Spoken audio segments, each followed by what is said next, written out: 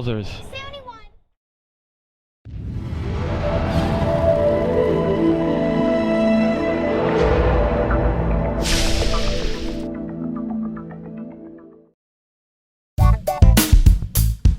Hey guys, Vas here from Aussie Playground and welcome to my review of the Team Associated ProSC 4x4.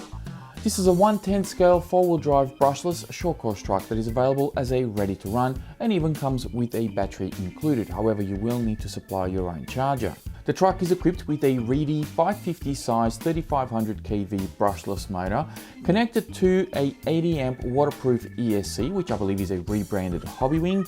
On all four corners, you'll find 16mm Big Boss shocks, which are adjustable via preload clips. There are 3 adjustment points on both front and rear shock towers for your shocks, as well as 4 adjustment points on your A-arms, both front and rear. The truck also comes equipped with adjustable toe links at the front, and of course you can adjust camber on all 4 corners as well. There's also front CVTs included to help with the steering, however the rear does use standard dog bones. You also have adjustable body posts, a waterproof receiver box, and everything rides on a molded plastic chassis. Alright, now I'm going to try and get through this review as quickly as I can because I feel that I've already reviewed this truck in the past in the form of the Team Associated Prolite SCT. Now, I did that review about maybe 2.5 years ago, and when I did it, or since I did it, I've actually had a few comments saying that I was a little bit harsh on that truck, and I've kind of doubted myself a little bit about it. I thought maybe I've looked at the truck wrong, I've had a different perspective on it, because even Jang from Ultimate RC, who was doing videos and reviews at the time, didn't mind the truck. He actually said it was pretty good. The truck even won Truck of the Year 2013, so it won an award and everything. And I really had my doubts, and I jumped at the chance when I saw that the ProSC 4x4 was being released. Given that it's exactly the same truck with a few changes, I thought, hey, I'm going to grab it and I'm going to give it another go and see if in fact I was wrong. Now, we're going to do this review a little differently because normally I'll give you a score at the beginning and then summarize in the end. So we're going to do this one in reverse. I'm actually going to give you a bit of a summary at the beginning and give you my scores at the end. Now, I'm going to start this review off with the remote, which is a remote that I've reviewed a few times in the past. I don't have too many issues with it. My biggest gripe is that it runs on 6 AA's and not 4. It does have a removable tray if you want to plug in your own battery, of course. Aesthetically, it's a little bit clunky now, and it has been around for a couple of years, so it's probably getting a little bit old. But aside from that, it's been totally fine. Never had an issue with throttle or steering or range. Everything has been fine. There is one exception though. With this particular handset, my steering dual rate didn't work. Didn't really investigate it or try to get it replaced through warranty or anything like that, but because I feel that, you know, it's something that's a bit of a luxury at times, and yeah, it's just one of these things. Steering dual rate didn't work. Bit unfortunate, but I kind of left it as it is. That's my own personal choice. Of course, if it doesn't work for you, you'd want to chase it up with warranty or Team Associated, whoever it is that you bought the truck from. All right, now for the truck itself. I'm going to answer 2 questions very quickly. Well, one is going to be very quickly, the other one is going to be more towards the end of the video. The first question is this truck better than the Team Associated Prolite SCT? I'm going to say yes, it is in fact better than the Prolite SCT. They've done a few changes here that I actually think are a good improvement. Now, the second question is this worth buying? Is it a good truck? Is it worth going out there and spending your hard-earned dollars to buy the ProSC 4x4? I'm going to give you the answer at the end of this, but we're going to go through a couple of kind of durability issues, some problems that I have with the truck, and I'll give you my scores, and then yeah, I'll let you know about that one. All right, the body is actually held up reasonably well, with the exception of this. This has split straight down the middle, and I'll show you here on my other camera so you guys can have a good look at how much that has split. There's also a split on the back of the body here, which is a bit unfortunate. Let's see, so you can see there how much that has split there. So the body itself, you know, it's a fairly sort of stock, ready to run body. It's fairly normal to have little cracks and dints and failures like that, but to have it split halfway, that's something I've never actually seen before. So I don't know if anybody else has had that issue. If you have the ProSC 4x4 and you've had something like that happen, hey, let me know. Want to know if I'm the only one that's actually just a one-off, or if it's something that's a bit more common. Now, the next problem that I had with this truck is just the front diff casing here. The upper diff casing has actually broken off. Now, I'll show you here just on my other camera. Hopefully you guys can pick that up just there, and you can see just how that has snapped off right there. It's supposed to look like this one. Now, this one is actually for the rear, this one is for the front, which has one extra hole here for your toe links. Now, I don't know exactly when this happened. I can't say that it was one significant impact that caused that. I'm assuming it was through several different impacts, and at some point you've got a stress fracture, and eventually it broke off. All I know is I was using the truck and it was fine. The next minute it wasn't. So don't know exactly what happened there, but it was something that I didn't experience with the Prolite SCT. Another issue that I had, which was also a bit of a carryover from the Prolite, is my spur gear has gotten chewed up. Now, I did strip the spur gear on the Prolite, but I believe that was due to it not being meshed correctly out of the box. This one, however, was meshed correctly. I did check it because, of course, I learnt my lesson from the Prolite. But unfortunately, it still got chewed up, and that is purely because the spur gear is exposed. There is no real cover here to seal it all up. And obviously debris, rocks and sand and whatnot got in there and chewed up my teeth, so I had to replace the spur gear. Now, I've just noticed as well that my friend Paul, who replaced the spur gear for me over the weekend, has left one of the screws here kind of sticking out, so I'll need to address that once I'm done with this review and tighten that up before I run the truck again. So spur gear is obviously an issue that's carried over. Another issue that's carried over from the Prolite is my front bumper, and I'll show you here on my second camera. You can see that I got a couple of washers there with some screws. Originally, this bumper is supposed to have some countersink screws like they are at the back here. But the front end, because the bumper itself is actually made of a fairly thin and flexible plastic, they've got some countersink screws that hold this in place, and it just, you know, after a couple of nose landings, it just breaks through, and yeah, your bumper's kind of flopping around out on the field. So did something just to sort of hold it in place. It's actually been holding up pretty well. I'm actually quite impressed with my little remedy here, but it's something that I think Team Associated need to address going forward, because I had the same problem with the Prolite, and I've got the same problem with the ProSC. Lastly, one of the last issues that I had were the rear tires or wheels. The problem that I have with these wheels is that they're not broken or anything like that, and the tires themselves actually grip pretty decently. They have this kind of race tread pattern to them, so they do hook up pretty well. Probably not so great on grass. That's not their pattern, that's not what they're designed for. So if you're planning to run this on grass, you may want to get different tires. But on, you know, sort of dirt and loose gravel, even tarmac to a certain extent, they actually hook up pretty nicely. So I'm pretty impressed with the tires. But as I was saying, the problem I have here is that the wheels have these huge holes in them. Now, all wheels have a little hole to allow the foams or the tires to breathe. So they'll actually deform when you're going over rocks and whatnot. Now, these have those same holes, but they're about 4 millimeters in diameter, where most wheels will have a hole that's probably no more than 2 millimeters. I think most wheels will be about 1, maybe 1.5 millimeters. So these holes are absolutely huge and excessive and unnecessary.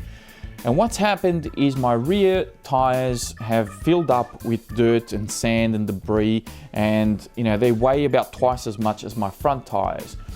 Which is a bit of a letdown, because now for me to fix this, I gotta unglue the tires, clean it, and wash everything out, and then of course glue them back on if I want to use them again. So this is obviously part of durability. I'm not impressed with this because I don't see the need of having two massive holes opposite each other on the wheels that are so big, that are 4 millimeters big. It's ridiculous. I don't see the point in that. So if you do get this truck, make sure you seal up those holes, or just get yourself a different set of wheels and tires for the terrain that you're going to be running it on. That is pretty much all the issues that I had with the truck. However, there is one more problem with this truck that is very difficult to convey on video when I'm actually driving it and showing you some running footage. And that is the chassis itself and how weak and flimsy it is. It will flex very easily in your hand. Of course, due to the brushless system that they've used in here, which is actually very good and very powerful, the chassis just can't handle that power. Now, I'm not saying that this brushless system is, has excessive amounts of power and it's super fast and all this. It's a great brushless system. The problem is that the chassis is not set up to handle the power it delivers, regardless of whether what top speed you get out of it and how much torque it has.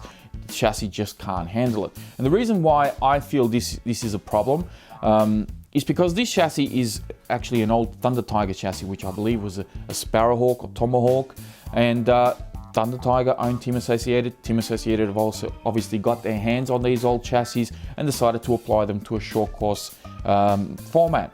Now, I believe these chassis were originally designed to be on road cars. That's my understanding. Please, if I'm wrong, correct me in the comments. Now, they did have brushless systems in them, but they were, I don't think, anywhere near as powerful as this. And given that they're road cars, the A-arms and everything else is a little bit shorter, everything's a little bit stiffer, and of course the chassis sits a lot lower to the ground. So perhaps the problem of the flexible chassis wasn't evident in those vehicles, but in this vehicle, in this application, the chassis is a major issue. I said the exact same thing with the Prolite, and I'm going to say the exact same thing here. Chassis in this truck is inherently flawed. It is no good. And unless Team Associated come up with some sort of aluminium bracing, or perhaps reinforce the chassis with some aluminium, or get rid of it altogether and just use the front and rear ends on a brand new aluminium chassis, I don't see this truck working going forward. For me, if Team Associated bring out another RC with this particular chassis, I can tell you that I will not be purchasing it. This is the last time that I'm getting anything that has this chassis built into it, because I strongly believe that this is the biggest issue with the truck. It's got some pretty good shocks. The tires are actually pretty decent. The brushless system is fantastic. It's got adjustable camber links and toe links. It has CVDs in the front. There's a lot of good positive things here, and of course everything's waterproof, but none of it works if the chassis is not doing its job. And for me, that's, everything kind of falls apart. So to answer the question, is this a good truck? Is it worth going out there and spending your dollars? I'm going to say no. Now I'm going to close this off very quickly, and I'm going to give you my overall scores just to make it formal, and so you guys know exactly what I rated this truck at. Starting off with the electronics, I gave this one a 3 out of 5. As I said, the electronics are great. Steering servo is a little lazy, which is pretty standard for most ready-to-run RCs, but it held up its own. It did a fine job. The radio is fine, with the exception of the steering dual rate not working for me. But that's not the reason why I gave this a 3. I gave this a 3 because the motor and ESC are too much for this truck. It's way overpowered. Yes, it is possible to get an RC that's overpowered. You may disagree, which is fine, but for me, if I'm not enjoying it, if I find that the truck itself, regardless of buggy, whatever it is that you're driving, if you can't handle the power you put in it, then it's no fun, and that's how I feel about this one. So for that reason, it gets a 3 out of 5. Now, drivetrain will cover things like your bearings, your drive shafts, your gears, anything that kind of has moving parts and makes it all go. Bearings are fine, drive shafts are fine. Didn't have any issues with any of that, with the exception of the spur gear. So for that reason, it gets a 4 out of 5.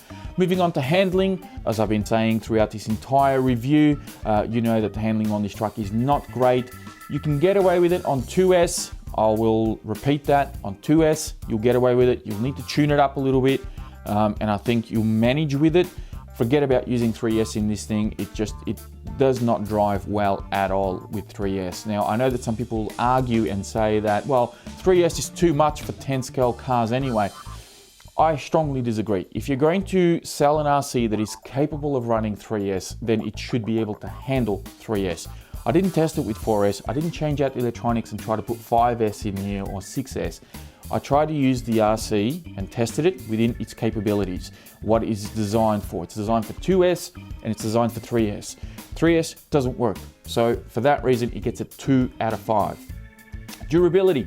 Durability is kind of middle of the road. I give it a 3 out of 5. The body kind of failed a little bit, but it's probably redeemable. I can fix this up a bit and still get a bit of life out of it. It hasn't completely fallen apart on me, so there's still a little bit of life left in this guy.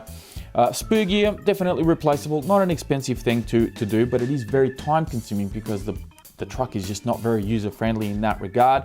The front bulkhead here, the little diff cover, that may be a bit of a one-off. I don't know anyone else that has broken something like that at the front. And like I said, I don't know how or when it happened. So that could be a bit of a fluke, not entirely sure. The biggest issue for me though are these rear wheels with the sand and the dirt getting into the foams and just giving me a reason to swap my tires or having to unglue these and go through a whole lot of trouble to seal up these holes when I shouldn't have to do that. So for durability, you know, it kind of sits middle of the road and I give it a 3 out of 5. Maintenance, I've said it and I'm not going to go too much into it. It gets a 2 out of 5 and you'll know why. Part support. Now this is where it pulls back a few points. I actually give this one a 5 out of 5. It's Team Associated. These things are everywhere. Tower Hobbies have got all the parts for this truck. Kind of wish they had a few upgrades available. I did see a sway bar kit that you can buy separately for the truck. Personally, I feel that it probably should be included with this truck given the price point that it is. I mean, it's a sway bar kit. It's a couple of wires with a few little plastic bits to hold it all on your A-arms. Don't see the reason why Team Associated couldn't include it in the truck. I don't see why I need to go out and spend $15 or $20 to get a sway bar kit, especially when the truck doesn't handle all that fantastically. So part support should be fine. Plus it's based on an old Thunder Tiger chassis, so you should be able to find parts even through Thunder Tiger if you can find the model numbers and everything that's relevant to the truck. But as I said, just a few more upgrades out there would be nice to see. Value. Now this is where it gets a little bit sketchy and somewhat a little bit complicated, because when I bought the truck, I bought it with the 7-cell 8.4 volt nickel metal hydrate battery pack. Now that was the only option available when I purchased this truck, and if my memory serves me right, it was $339 from Tower Hobbies. Now since then, Team Associated have actually shaken things up a little bit, and you've got 3 different versions of this truck. You can get it without the battery, so bare bones, just the truck, the remote, manuals, and a couple of preload space and a few parts in the box. Then of course you can get it with the battery that I got, and you can get it with the LiPo and a charger as well, which I think is about $379 or $389, so nearly $400 for the LiPo and charger. Personally, I don't think any version is worth getting. The bare bones is probably your best bet at getting some bang for your buck. That would be my recommendation if you're dead set keen on getting this particular vehicle. I personally feel that it should be priced somewhere around the $250 to $300. Just to clarify as well, I'm quoting US dollars because everything kind of relates back to US dollars. So I think around $250 to $300, that would be about max what I would pay for something like this, given its lackluster performance. You know, it has good speed, but you can't really apply that speed on 3S because the truck just can't handle it. 2S, it kind of feels like every other short course truck on the market, and like I said, it doesn't do anything particularly well. It doesn't really do something that kind of stands up above the rest of the field. There's nothing here that really stands out for me. It's kind of a meh type of RC. It's okay. To summarize, total score out of a potential 35 is 21, which equates to 60%, which is about a 6 out of 10. So that is pretty much where I would put it. I wouldn't give it not 1 iota score more than that, not 0.01% more. That's 60% is about as good as it's going to get for this truck. If you feel that this is the right truck for you, it's within your price range, and you feel that you want to be challenged and you want to make something out of it, by all means go out and get yourself one. There are some good things here, the brushless system being one, part support being another. But I think as long as the chassis is weak and it flexes, you're going to be kind of beating a dead horse. That's my feelings on this particular RC. And that is it for me, guys. Please be sure to check out the video description for more information on the truck. I'll have links in there to all the previous videos that I've done with it, and I'll even have a link in there to my Prolite SCT review that I did a couple of years ago. Don't forget to check out my Facebook page as well and give that a like, which of course will keep you a couple of steps ahead of what goes on here on YouTube and gives you the opportunity to send me some hate mail if you like. Thank you all very much for watching, and I'll speak to you guys next time.